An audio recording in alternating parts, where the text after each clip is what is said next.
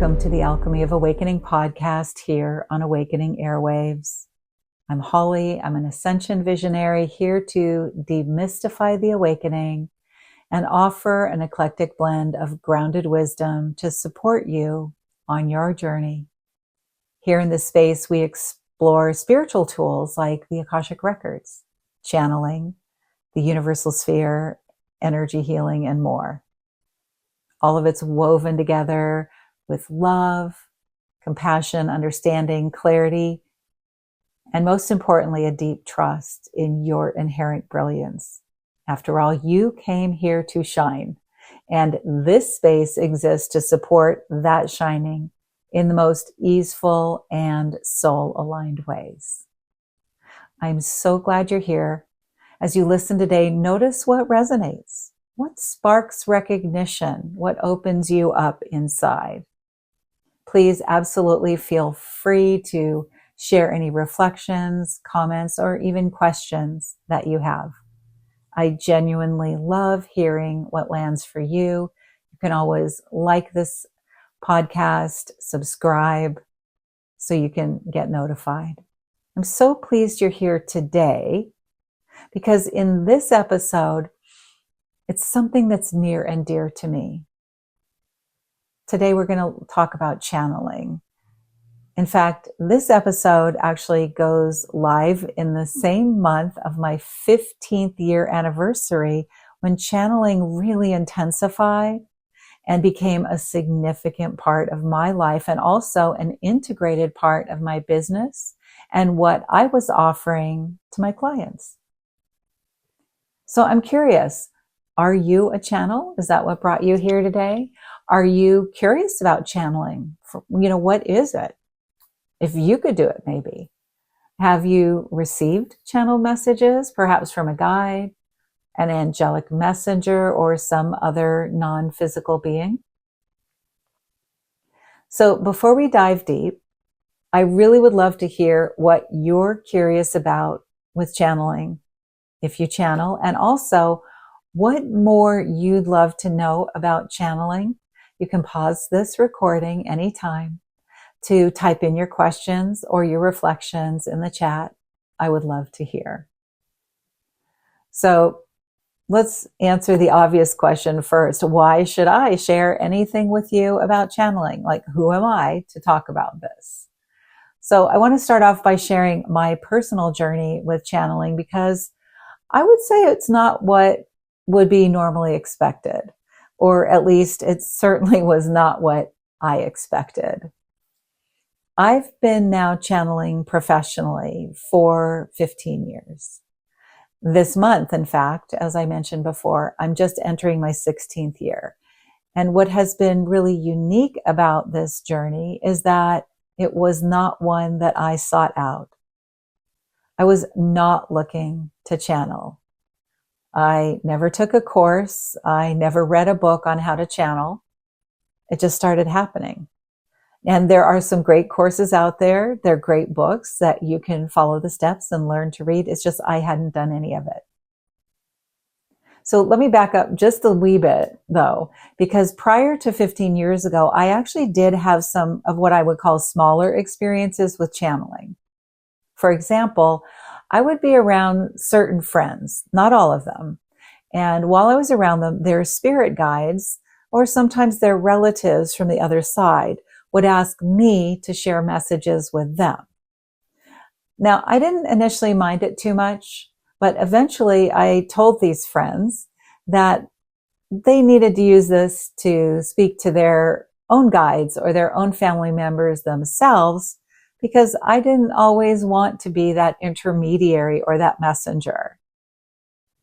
I also had some channeled messages from the archangels, and specifically Archangel Gabriel came to see me. Now, those messages were just for me. They weren't for public consumption or sharing, and they were really for me based on where I was at that moment in time in my life. And I actually never would have shared them with anyone. They felt so intimate and special to me. And just for example, to give you a picture of this, many times I would sit on my bed in the evening with my laptop on the bed, typing the messages from Archangel Gabriel with my eyes closed. So yes, did I have to correct a lot of typos? I did. But these experiences were prior to when channeling really began for me. So when channeling really started kicking up, as I already mentioned, I wasn't seeking it out. I had not been taught or guided by anyone on how to do it. And to be really honest about it, I was really nervous. I was insecure, and I certainly didn't trust it initially. And luckily, when it began, I was with a handful of very close, intimate friends who were around me, who I really trusted and I leaned on as I grew in my confidence. And in those early stages, I literally referred to myself as a reluctant channel because I went into it with some reluctance. And the reason that reluctance changed was because over time, the information that was flowing through these channeled messages was profound. It was life-changing. It was gentle. It was kind. It was loving. And when I integrated what they were teaching and sharing, it was making a huge difference for me and even for those around who were hearing those messages. As I began to relax more, I let go of more of my reluctance. I loved the deeper information. I loved the wisdom that came in that was far beyond anything that I would know or understand. And I began to really enjoy it immensely. And now at this point, so many years later, I have no resistance.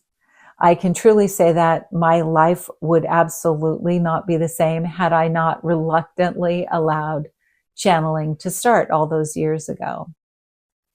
I'm so grateful to receive, again, I've said it before, the profound love, the wisdom and the support, the understanding that was available through all these channeled messages, and it's available to all of you as well. So before we go further, I want to share some personal beliefs I have about channeling that have literally developed over my years as a channel. Number one, absolutely everyone is a natural channel. Now, it may not be a skill that has been taught, or you may not have grown it in our society today, which means it can be misunderstood, but I believe that we all can. And second point is everyone can channel, and they can grow as a channel if they wish. Number three, you do not need to be spiritually special in order to channel. You already are special enough just as you are to cultivate channeling if you wish. So let's roll up our sleeves now and talk about channeling. Let's go deeper. What is it? What isn't it? And why it's far more natural, more accessible than most people realize. Over the years, so many people have shared with me that the word channeling itself, just hearing the word channeling, would bring up images of trance states or dramatic voices or something that was really reserved for a select few people who were born somehow spiritually gifted. So people would think it wouldn't apply to them.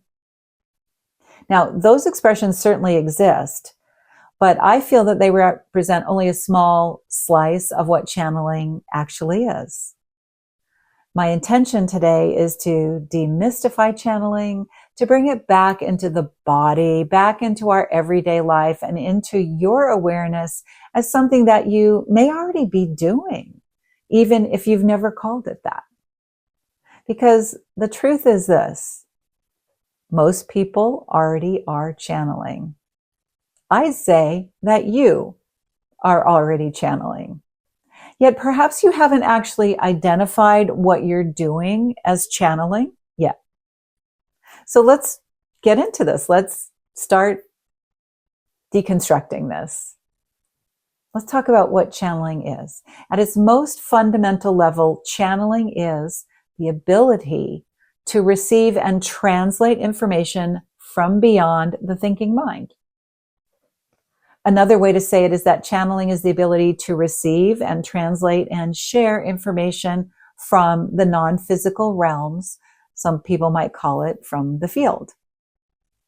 It's not always about something entering you or taking you over, not at all. It's certainly not about giving your power away, not at all. It's not about disconnecting from yourself. Channeling, after all, is a state of listening. It's a state of receptivity. It's a state of attunement. Channeling happens when the mind softens, the nervous system relaxes, and awareness opens beyond our habitual thought patterns.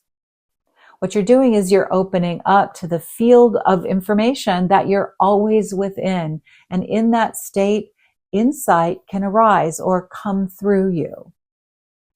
It could come through as words, as images, as feelings. Clarity can arrive often with that sense of deep calm. It could be neutrality or even just quiet certainty. Channeling does not require going into a trance, or it does not require you to go into an altered state where you don't feel like yourself anymore. Channeling doesn't require that you stop being you. In fact, I believe that the clearest channeling often happens when you're very present, very grounded, very embodied, all the while being open to receive more information and energy that you're constantly immersed in each and every moment of the day. So let's continue on and talk about how channeling might already be showing up in your everyday life.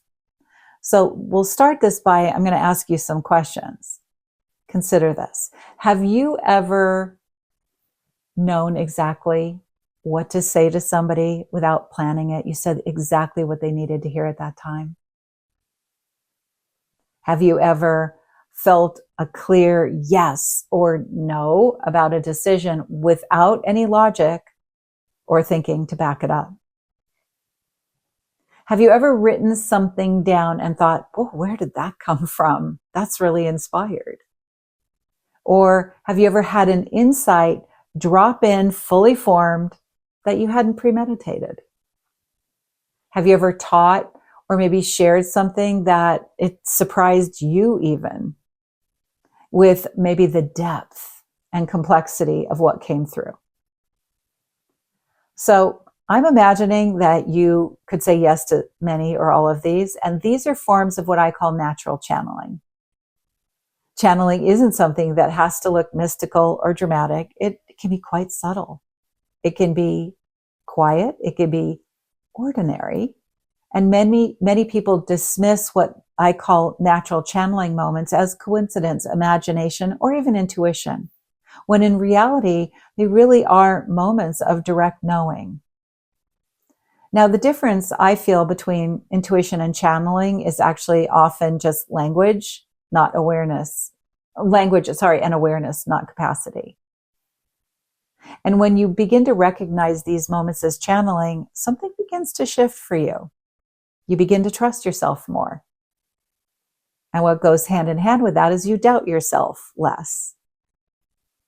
You might stop outsourcing authority and begin to feel confident in your inner authority. You begin listening more deeply.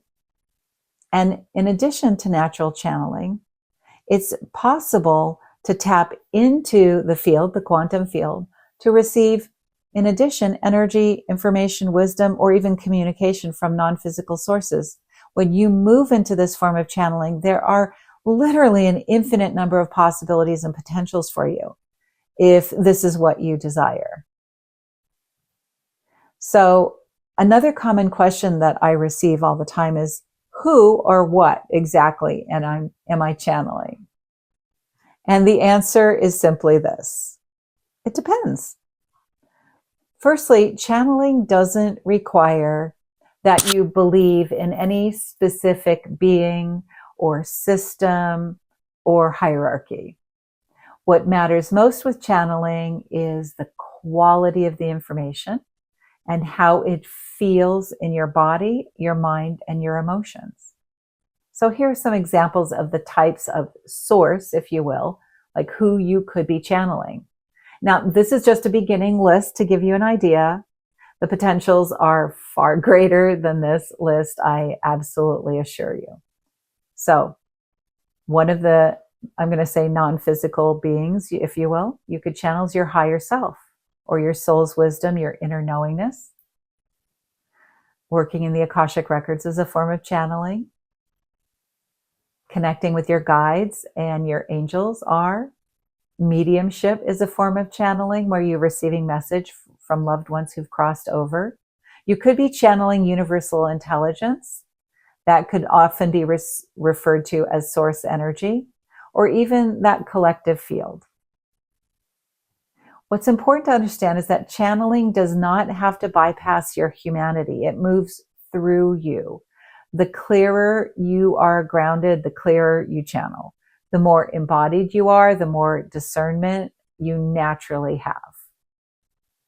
Channeling supports empowerment, not dependency. It brings about clarity and releases confusion. Channeling begins to support your agency, not authority that you're giving away. Now, how channeling happens can look different for everyone. The beauty is that you can find the way that's best for you and for your purposes in channeling and do it that way. You get to find your way to your desired success. So here are some examples of ways in which channeled information classically can flow through you. Number one, and this might be one of the most common ways that you've seen, is speaking. Words just begin to flow effortlessly, bypassing your conscious mind through these processes. They could happen by writing. This could look like automatic writing, journaling, could be you asking questions and then you are allowing the responses to flow through your pen. It could be teaching.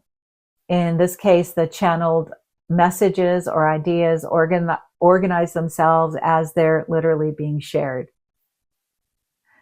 You can be channeling during healing work, and this can be experienced as energy flowing literally through you, your body, maybe your hands, your intention to the recipient, whether it's somebody who's right with you, it could be a group, in person at a distance.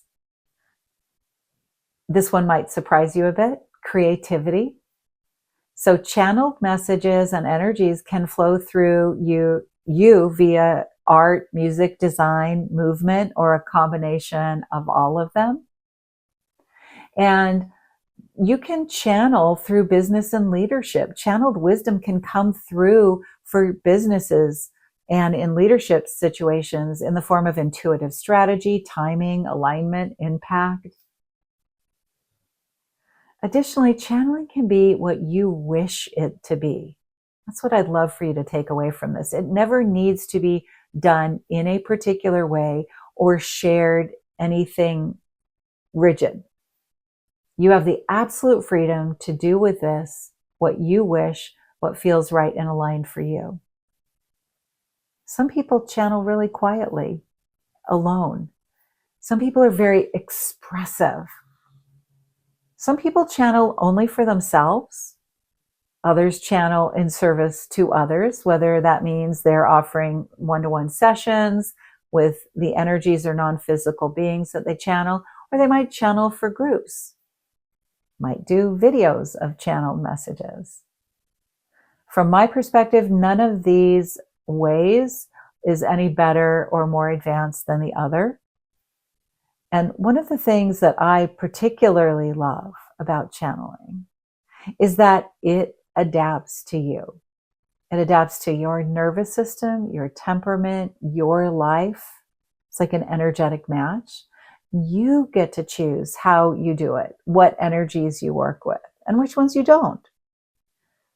You don't have to work with everyone. Not everyone's an energetic match. What you share, what you wish to share with others, and what you wish to keep for yourself, this is all up to you.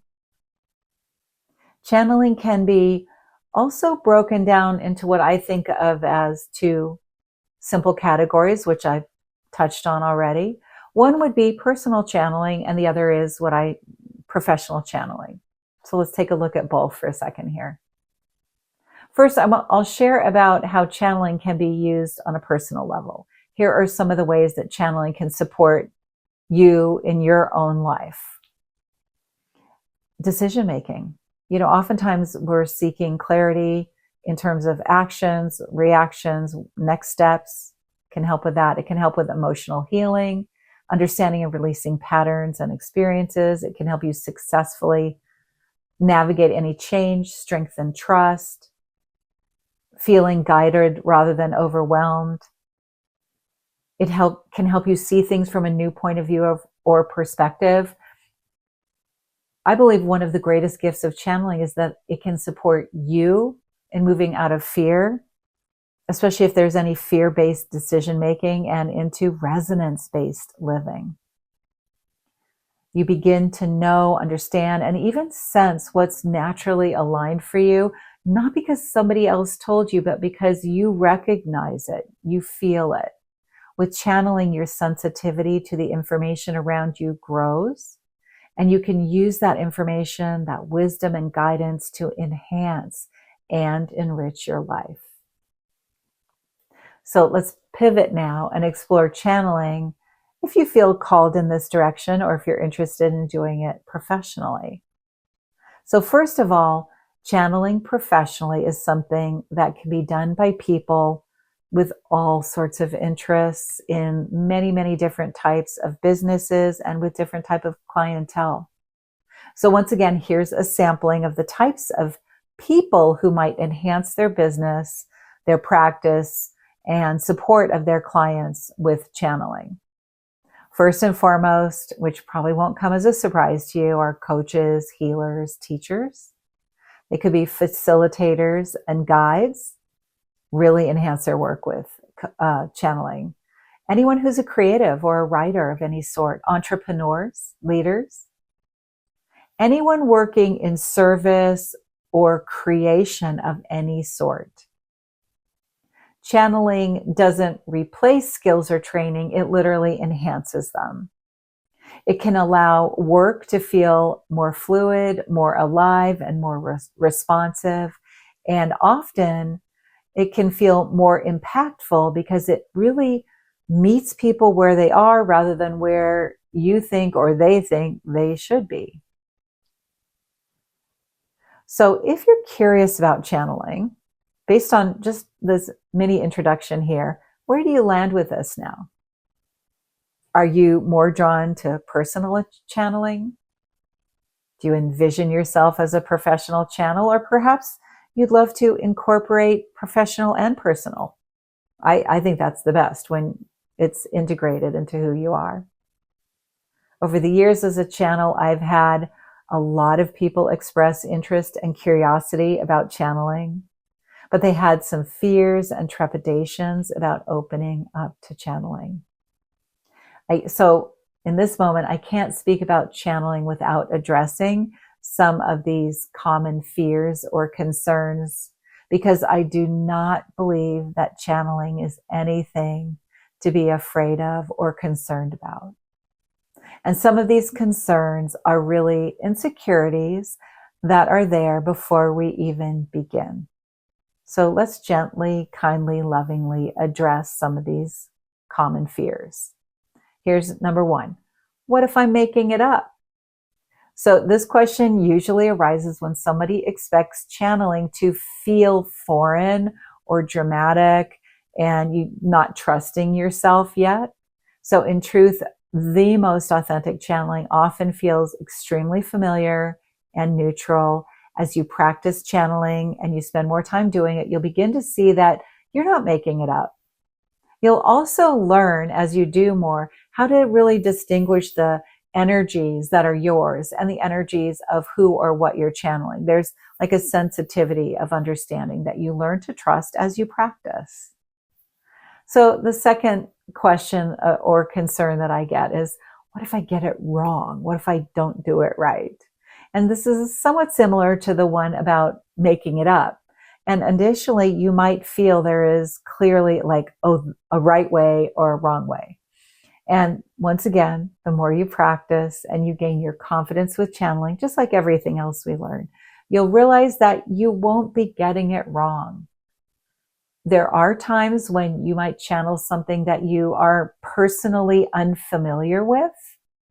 However, that doesn't mean that it's wrong. In fact, it's a whole lot of fun. And from my opinion, when you channel information, that's something you've never considered or you've never understood or had any experience with before. And it makes a big difference to you. So this means the channeling has improved and enhanced your life. And your discernment grows with practice, with grounding, and this growing sense of self-trust, not about perfection. So the next one that is a common concern is, what if I open to something that feels unsafe? But to be honest, this is one of the absolutely biggest questions I get from people who are curious, but also feeling uncertain. I understand. So here's what you need to know about this. And I know I'm repeating what I said earlier, but I want you to really land this. You are always in control, and you set up the energetic stage for your channeling. You get to choose who, what, and how you're channeling. There is no being or no energy that can come in and take over without your permission. You set the container with the intention and your energies. You absolutely can ensure that your channeling comes from a grounded presence, intention, and boundaries. Never forcing and never over allowing. Channeling, after all, is not about surrendering yourself so you're at the mercy of whatever is around and wanting to come through. It's about being very clear about yourself, your intentions, and always feeling the energy of your choice. That's imperative, always. I've been channeling actively, as I've said, for 15 years now. And as I said, I did a little bit of light channeling in the years prior to that. And I have never had any issues with the wrong energies coming in or feeling unsafe. I energetically am very clear and know that my choice will always prevail. I've never felt unsafe. And if I had, I know that I could invoke my divine authority, and whatever those unsavory energies are, they would have to be gone in an instant. One simple way I say this is that these energies or non-physical beings, they need my vocal cords or my pen or however the energies or messages are coming through. They need me to convey their messages and their teachings. So I get to choose. I'm the one who says yes or no. So if you've been listening to this episode and you're thinking, this feels familiar, or I can kind of recognize myself in this, then you may already be channeling more than you realize. So give yourself some cheers, pat on the back for that. And I wanted to let you know that every year I offer a program called The Art of Channeling, created for people who are ready to receive, sense, and know, people who want to understand, refine, and trust the process of their channeling even more. The course is grounded, it's accessible, supportive, and positive. There's no pressure to perform, no hierarchy, just support and clarity, confidence, and embodiment, and that deep understanding. I'll share some of those details about the opportunities I have in the notes for this podcast, but for now, simply notice what's stirring in you as you listen to this. There's an opening for you to step into if channeling is calling to you. My final thought for this episode is this: channeling isn't about becoming someone else. Channeling is about becoming your greatest version of yourself, more fully yourself. The more you listen, the more natural it becomes. The more you trust, the more you will be clear about what you're receiving. And trust that if that's in your field of desires, it's possible for you. Absolutely. Thank you so much for sharing this space and time with me today. Once again, you have an invitation to ask me any questions or share reflections on today's episode. And I look forward to connecting with you next time. And until then, be blessed, much love, and may peace prevail on the planet.